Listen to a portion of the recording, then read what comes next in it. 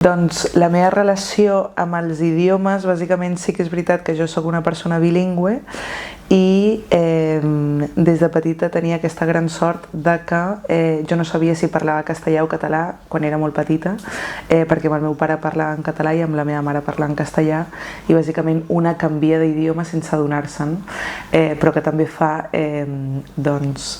certs errors en nombrar coses amb l'altre idioma.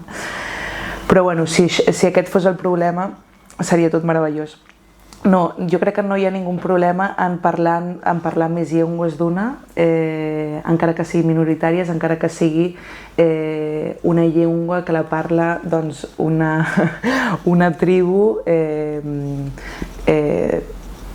i que no està universalitzada, ¿no?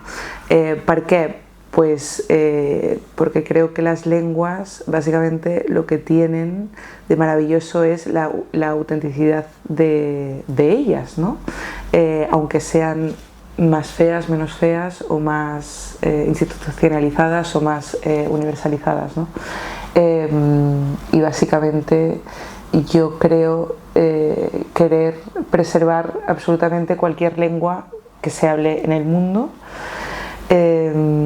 y todas son igual de bellas y correctas que las otras, no sé, básicamente eso. Entonces, en el momento en que hay alguien que se ofende porque haya lenguas que no hablan, pues yo creo que es básicamente su problema y no el de los demás, ¿no? Y un poco haciendo el símil, es como que un americano vaya a París y en vez de...